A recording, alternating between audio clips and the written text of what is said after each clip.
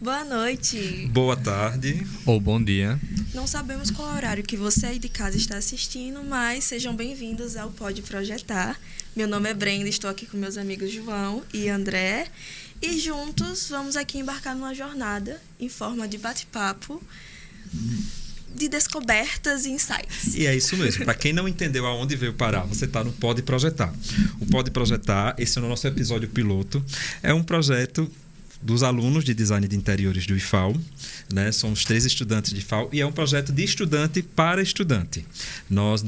O objetivo aqui é um aprendizado mútuo, de você que está nos ouvindo e da gente também.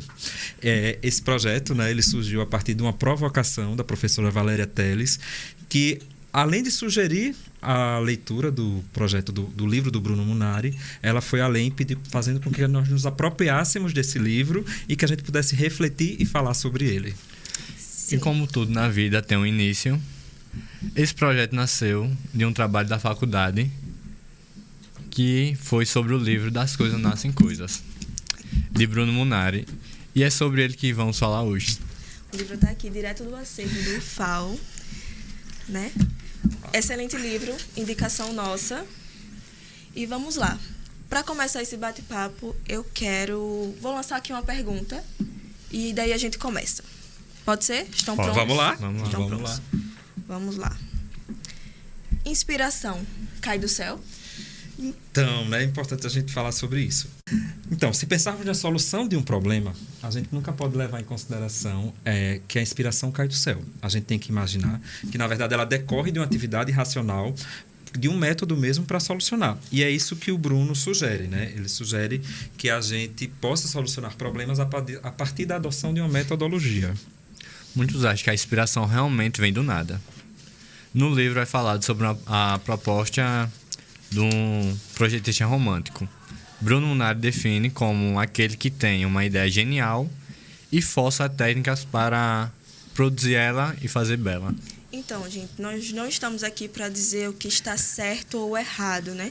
Eu acredito que cada projetista tem seu método. Só estamos aqui para mostrar a vocês que há outras formas de se fazer e que nem tudo é tão simples, né? Como uma epifania, uma ideia genial, mas que pode se tornar mais fácil, né?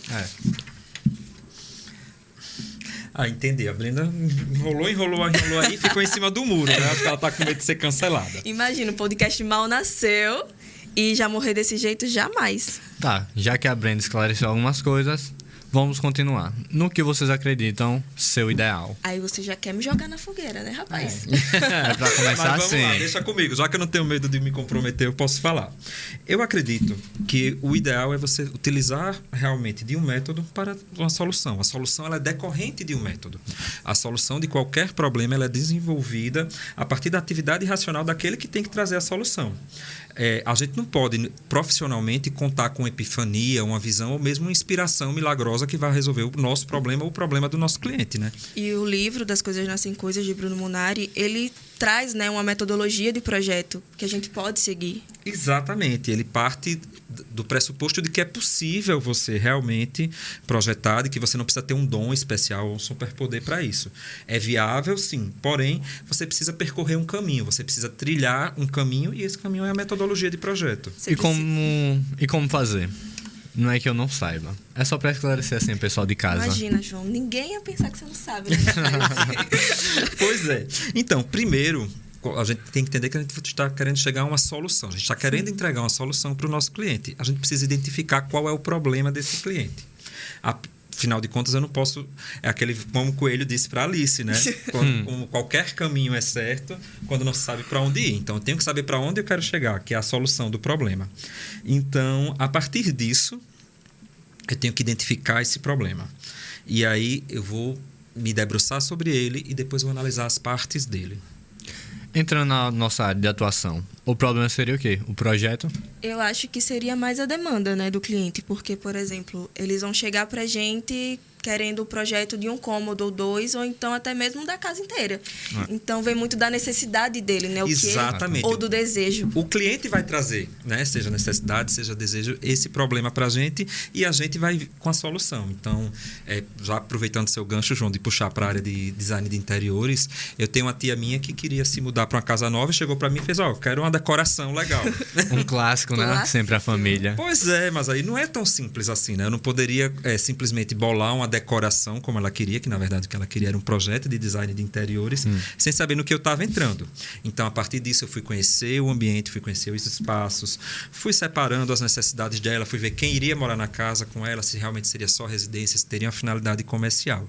Tudo isso faz parte realmente de conhecer o problema. A gente fala muito de problema aqui, vai ser redundante, porque é a partir dele que nasce a solução. Sim. E tem muito sobre essa segmentação, né? A gente vai separar ali esse problema para solucionar. Isso vem muito do método cartesiano, né? É falado até no livro. Exatamente, Brenda. Como você disse, é pura aplicação do método cartesiano, que é decompor um problema para que a gente possa solucionando cada parte dele. E separando o problema por partes, deixa mais fácil de resolver? Bem mais, né? Quando você divide o problema em partes menores, você, além de simplificar, você acaba sabendo onde focar, né? E aí, a partir do momento que você decompõe esse problema, você vai saber, por exemplo, quais dados você precisa coletar, que seria uma próxima etapa, para solucioná-lo. Os dados seriam os móveis, o que ela deseja, algo assim, né? Exatamente. Acaba que quando a gente vai coletar dados, a gente vai coletar também as necessidades, mas também quais móveis seriam necessários para a utilização daquele cômodo, o que ela precisaria ali. Como instalar, às vezes, né? Dependendo. Isso, os equipamentos, a tecnologia disponível. Tudo isso são dados que a gente vai precisar coletar. Vamos recapitular aqui para você ir de casa não se perder, porque é muita coisa. É um assunto muito interessante, mas tem muita coisa, muito detalhe. Mas estamos todos juntos. Estamos todos juntos nessa, tá? Ninguém solta a mão de ninguém. Já vamos percorrer esse caminho, aí vamos desvendar o método de projeto juntos. Então, primeiro a gente vai fazer a identificação do problema. Segundo, ver os componentes do problema. A gente vai coletar os dados e depois... E depois o que é que a gente faz com esses dados? A gente vai analisá-los, né? A gente vai analisar os dados que nós coletamos. Aposto que muita gente está se perguntando, e agora? Qual o próximo passo? Porque, o que fazer, né? O que fazer? Então, vocês falaram no começo sobre a inspiração, a ideia de inspiração. Sim. E é aqui que a gente vai chegar mais próximo dessa ideia de inspiração miraculosa, porque é aqui que vai entrar a criatividade, né? Quando a gente para analisar os dados que coletamos a partir da decomposição e da identificação do problema. É aqui que a gente vai usar a nossa criatividade, que nada mais é para a solução de um problema, que nada mais é uma ferramenta que vai nos auxiliar na solução do problema. E aí que a gente vai ter que buscar essas ideias para unir todas essas informações que a gente juntou, né? Porque é muita coisa e a gente tem que pensar de forma criativa, uma solução de forma criativa, né? E ainda tem gente que acha que é fácil assim projetar, que é fácil você solucionar um problema, seja qualquer um, seja da nossa vida ou da área profissional, então como se não é bem surgisse assim, do nada, galera. Né? Pois não é bem assim. E aí depois que a gente fez tudo isso, que a gente usou a criatividade para elaborarmos algo na nossa mente sobre o problema, aí começa uma segunda etapa, digamos assim, mais uma fase que seria o quê? Quando, por exemplo, você decide comprar uma televisão, um fone ou um celular, o que é que vocês costumam fazer na loja? Eu, primeiramente, testo para ver se está tudo funcionando e tá legal, né? Pra gente não levar um negócio quebrado para casa, né? O mal feito. Que não funciona. Nunca, já pensou? E é exatamente isso que a gente vai fazer aqui. A gente vai testar, a gente vai ver se a nossa criatividade, se as nossas informações estão nos levando para um caminho correto. Realmente, tudo isso faz sentido. E assim, às vezes, quando a gente olha por fora, né? Olha o todo, é que a gente encontra os erros. Então, é um olhar muito importante. Por exemplo, quando a gente está escrevendo, está fazendo um texto, uma redação. A gente tem que revisar, a gente tem que ver se aquilo faz sentido. Porque a gente vai escrevendo, vai fazendo, né? E, às vezes, você pulou etapas, né? E aí, dessa necessidade de revisão, dessa testagem do produto, enfim, ou daquilo que você está desenvolvendo, vem uma outra eu vou aproveitar esse gancho da redação para falar de um rascunho, que nada mais é do que um modelo. Quando a gente está fazendo uma redação, a gente acaba que pensa nas ideias, vem aquele brainstorm e depois a gente tem a ideia de fazer um rascunho, que nada mais é do que um modelo. E é isso que a gente vai fazer aqui também. Uma vez que a criatividade já atuou, já começamos a elaborar uma solução para o problema, nós vamos testar. Vamos testar essa solução para ver se ela vai servir. E o livro, ele fala também sobre uma receita. Porque a metodologia, de certa forma, é isso. É uma receita, é um guia a ser seguido, né? Que vai facilitar a nossa vida. E eu não lembro qual é a receita que o livro fala. Eu acho que é de um arroz verde. Alguma coisa assim. É um arroz aí, mas se a gente... Por exemplo, vou dar outro exemplo aqui. Uma receita de bolo. A gente vai decidir fazer o bolo. A gente vai coletar os dados, né? De ingredientes. A gente vai saber aprender a fazer. Então, é como uma receita, literalmente. Tem várias etapas que a gente vai seguindo e a gente vai acrescentando coisas, às vezes, aquela receita de vó, sabe? E quando separa, fica até mais fácil, né, de produzir. Exatamente. Se a gente for comparar com bolo, assim, acho essa analogia perfeita, né?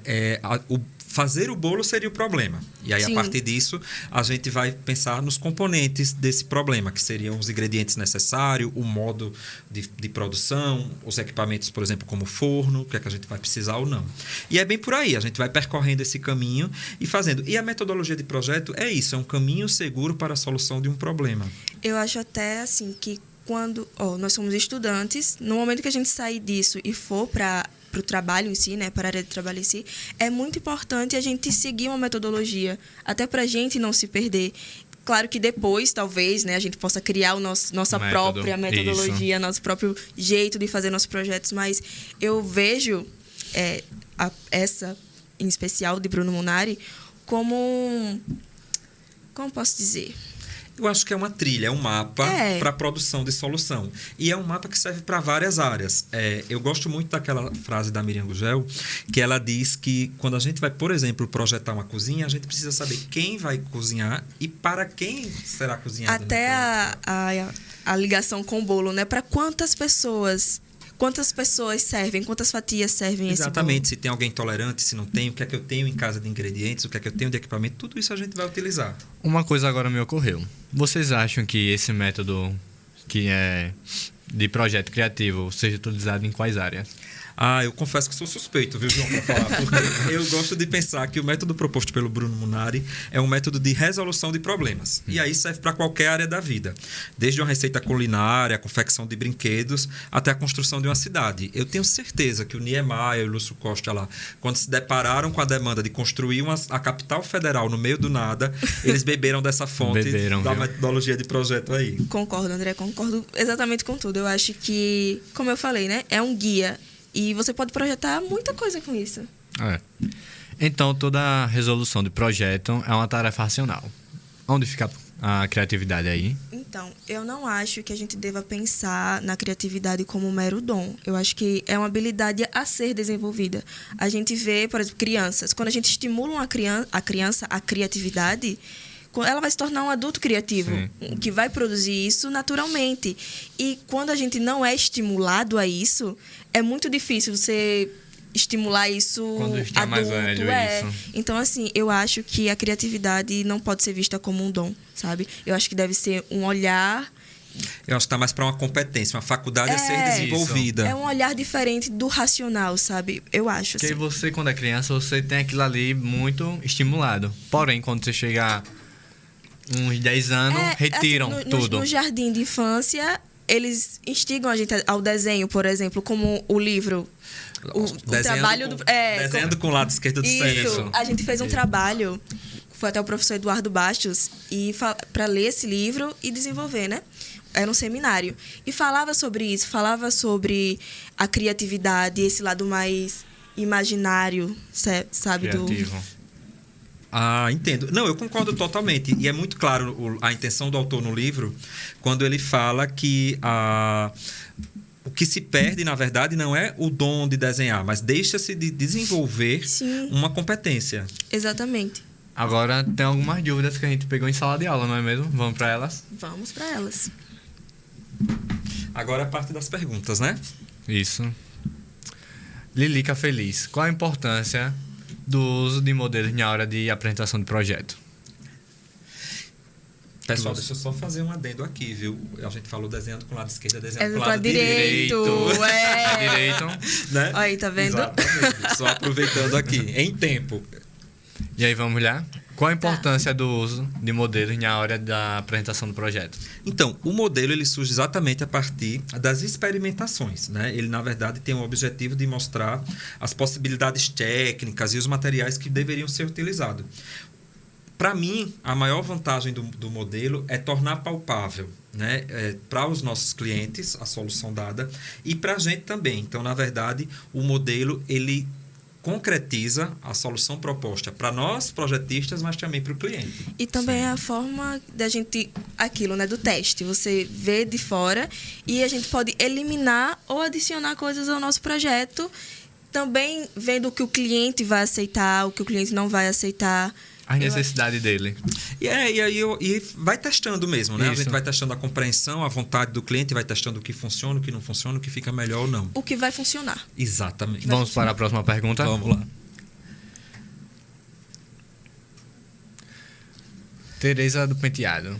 Esses nomes aqui são Fictício, gente. Para não expor ninguém da turma. Nossos colegas. Todo design precisa saber desenhar? Eu acho o seguinte, eu acho que o design ele não precisa ser um artista nato, sabe? Ele não precisa ser o Eduardo Bastos da vida. Eduardo Verdade. Bastos é o nosso professor e ele desenha... É incrível os desenhos dele, as artes dele. A gente não precisa ter esse nível de desenho. O importante do desenho é comunicar o nosso cliente, fazer com que ele nos entenda, sabe? Eu acho que vai mais para essa área. A gente assim. até estava conversando sobre isso, né? E a gente levantou a analogia com a letra, né? Sim. E mais importante Sim. do que uma letra bonita é uma letra legível. Exatamente. Então, mais importante do que um desenho artístico interessante, um desenho artístico bonito, é um desenho artístico que transmita a ideia corretamente. É porque há vários tipos de desenhos para realizados, né?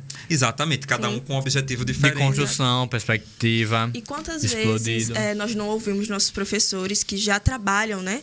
Estão ali em obras e tudo mais, falando que às vezes um simples croquis Resolve tudo. Às que alguém vezes não estava o entendendo. projeto ali todo elaborado, o cliente acaba não entendendo exatamente como você quer passar e um simples croquis vai lá e ele...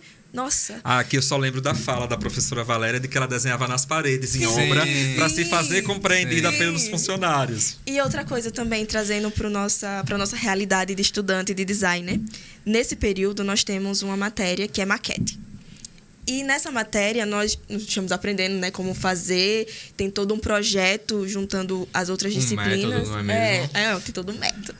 Então, tem a famosa maquete de estudo, que é aquela maquete que a gente monta exatamente para ver isso, para adicionar, eliminar, ver ali circulação, ver tudo. A funcionalidade dela. Gente, você imagina Exato. pra gente e também para o cliente como é interessante ver ali na maquete um quarto, ver se aquela cama cabe, Sim. ver se a circulação é suficiente. E assim, a maquete nada mais é do que um modelo demonstrativo, né? Exatamente, já junta, né, com outras questões. É a forma como você passa para o seu cliente aquilo que você imaginou do projeto, aquilo que você estava projetando, né? Todas as informações que você pegou. Então, há muitas maneiras de fazer isso, além do desenho. Sim, a tecnologia ajuda também, né? A gente precisa lembrar disso. Muito. Maquetes, tecnologias. Temos as maquetes digitais também. Mas são ferramentas complementares que não excluem, que todas nos ajudam e ajudam o nosso cliente a entender a Hoje em ideia. dia tem muitos programas, né? Mas o meu preferido ainda Tem a é a realidade maquete. virtual agora, né? Sim, tem isso também. Sim, nossa, o BIM veio aí para revolucionar tudo. Exato. Vamos para a próxima. Vamos lá. Vamos lá. O desenhista calvo é um dos meus relator. Volta, por favor. Acho que volta aí, produção, por favor. Acho que é a próxima. Isso. É um desenhista calvo falou. Em um dos seus projetos, do seu primeiro trabalho, eu acabei tendo que construir um protótipo de maquinário agrícola que intercalava peças de madeira e plástico. Eu não podia usar metal porque se destinava à água e percebia que a madeira tinha um desgaste bem maior que o plástico. o que acabou diminuindo a vida útil do produto e gerando uma despesa maior para o meu cliente. Vocês acham disso? Eu acho... A pergunta dele eu acho perfeita. Eu acho que se encaixa em tudo que a gente falou. É muito engraçado Nem que... pergunta, né? Vivência. É uma vivência, exatamente. vivência. Ele traz pra gente um caso de vida que reforça tudo isso, tudo aquilo que a gente falou, da necessidade de experimentação, da necessidade de você realmente pensar no produto como um todo, né? Além... Você veja, se ele tivesse feito um modelo prévio, se ele tivesse testado, talvez ele percebesse que madeira e plástico têm desgastes diferentes. E que, de repente, o plástico pode até, junto com a água, corroer mais facilmente a madeira, né? Então, além dessa necessidade da verificação, que é uma das etapas, né, do método do Bruno Munari, a gente também chama atenção aqui para a coerência formal dos materiais. Talvez se ele tivesse usado plástico em todo o maquinário, ele não teria o problema de enferrujar como o metal, mas também não teria o desgaste da máquina. Teria uma vida útil mais previsível e até com uma visão mercadológica mais interessante. E seria um projeto mais linear, né? Porque você pega 2 materiais assim... Sim, E junta, né? Ele ia assegurar a integridade mesmo do produto. Exatamente. Vamos para mais uma? Vamos lá. Tem mais um.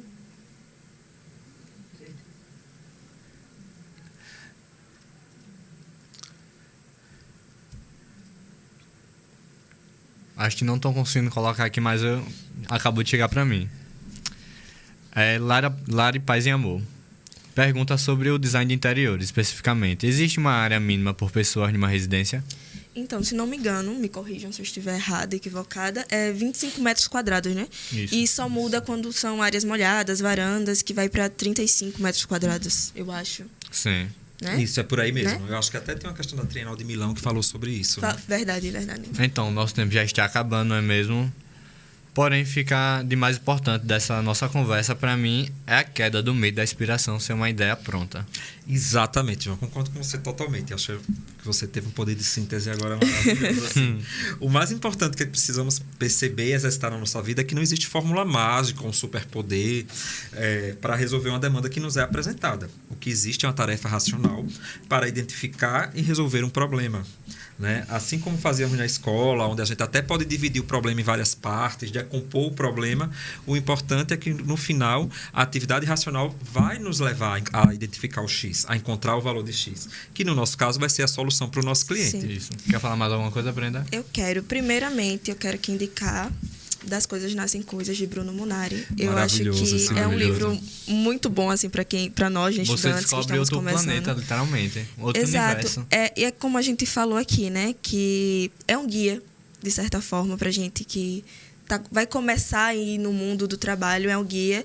E é uma leitura fácil, tá, gente? Não é uma leitura cansativa, então é muito Amplie bom. horizontes, galera. Amplie horizontes. Leiam, pensem, reflitam e, como eu disse, acho que serve para várias áreas da nossa Sim. vida. E outra coisa também que eu queria falar é agradecer aos meus amigos por estarem aqui Um prazer nessa jornada. pra Agradecer a professora Valéria Teles, que nos incentivou, né? Sim. Foi por causa do trabalho que ela passou que a gente... Ela está aqui, podem trazer ela. Não, Vem cá, professora, Vem. vem cá, professora. A nossa mentora Nossa nesse projeto, mentora. grande incentivadora. Professora Valéria Essa é a professora Teles. Valéria Teles, maravilhosa. Que nos Maravilhosa. inspirou, muito obrigada. Nos Obrigado. incentiva sempre, então... Eu que agradeço, né? Esse podcast maravilhoso que está aí disponível para todo mundo, para que todos tenham a mesma oportunidade de aprendizado e discussão, né? E teremos Muito muitos importante, outros. com certeza. É o primeiro de muitos. É o nosso piloto, não é mesmo? É o piloto, é o primeiro de muitos. Aí agora, vamos- E obrigada a vocês aí também, que estão nos assistindo ou nos ouvindo. Muito obrigada. Vamos deixar Pois é. Eu não nosso sei. Vamos nosso lá. e-mail. Vai lá, João.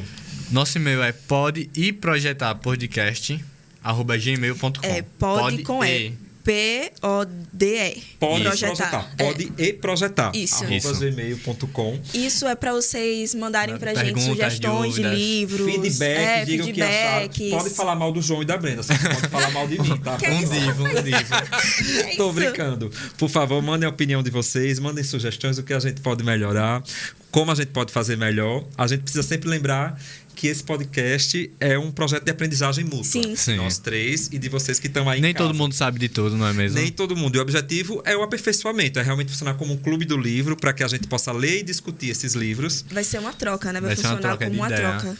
Exatamente, a ideia é essa, reciprocidade. Né? Acho que a gente quer receber de vocês e também quer doar para vocês. Então Exato. E todo mundo melhorando. Então ficamos por aqui. Até o isso. próximo episódio. Leiam Leiam das das coisas coisas nas nascem coisas. Leiam. Bruno Munari. E obrigada. Obrigado.